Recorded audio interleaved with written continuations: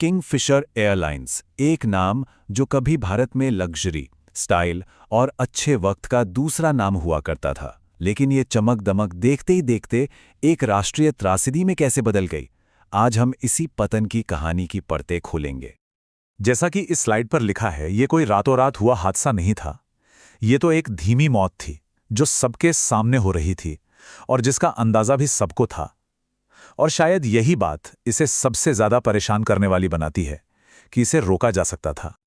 अक्टूबर 2012 आते आते जब एयरलाइन पर पूरी तरह ताला लग गया तो उस पर कर्ज का बोझ था कितना? पूरे 9,000 करोड़ रुपए। ये आंकड़ा अपने आप में बताता है कि संकट कितना बड़ा था। तो सवाल यही है कि लग्जरी का प्रतीक रही एक एयरलाइन एक राष्ट्रीय आपदा कैसे बन गई। आइए इस पूरी कहानी की परतों को एक एक करके खोलते हैं और इस गुत्थी को सुलझाने की कोशिश करते हैं। इस कहानी की जड़ तक पहुंचने के लिए हमें सबसे पहले उस एक सबसे बड़ी रणनीतिक गलती को देखना होगा जिसने किंगफिशर को बर्बादी के रास्ते पर धकेल दिया था।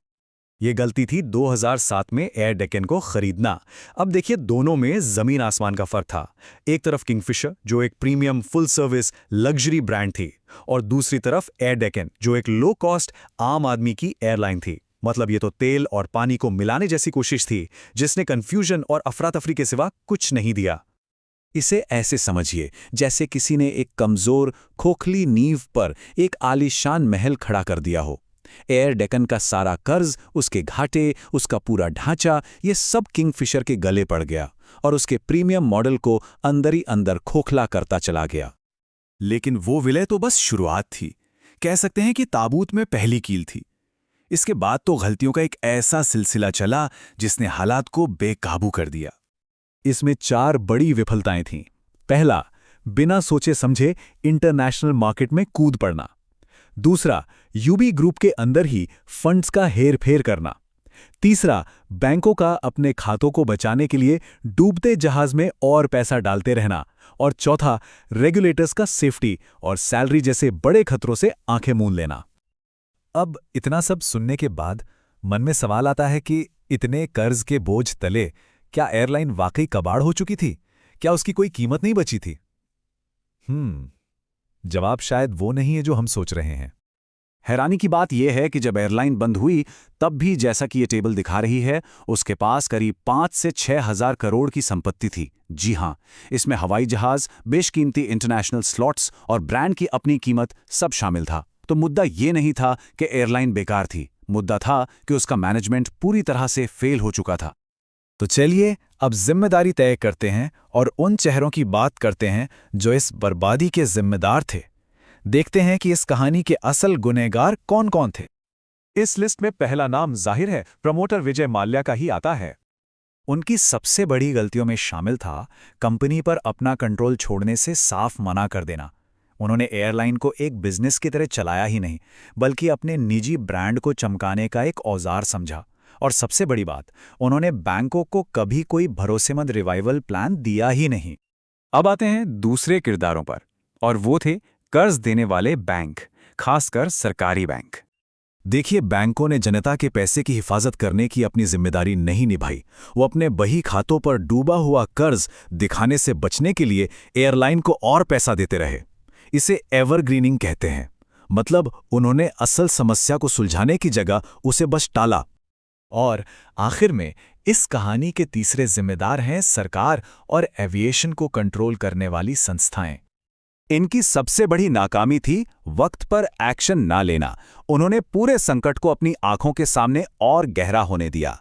डीजीसीए, सेफ्टी और वेतन जैसे रेड फ्लैग्स को नजरअंदाज करता रहा और सिविल एविएशन मिनिस्ट्री ने राजनीतिक डर से कोई दखलंदाजी ही नहीं की। कुल मिलाकर आर्थिक समझदारी पर दिखावे की राजनीति भारी पड़ गई। तो सवाल यह है कि आखिर एयरलाइन को डूबने क्यों दिया गया जबकि उसे बचाया जा सकता था? इसका जवाब, जैसा कि भारत में अक्सर होता है, राजनीति के गलियारों में छिपा है। इस स्लाइड को देखिए, ये पूरी राजनीतिक मजबूरी को साफ कर देती है। एक तरफ एयरलाइन को डुबा देना, ये कड़े शासन की एक आसान कहानी पेश करता था। देखो, हमने एक अमीर प्रमोटर को सबक सिखाया। दूसरी तरफ उसे बचाने की कोशिश को बेल आउट का नाम दे दिया जाता, जो राजनीतिक तौर पर बहुत बड़ा जोखिम था। जबकि एक रास्ता था, एक प्रैक्टिकल समाधान मौजूद था। जैसा कि यहां दिखाया गया है।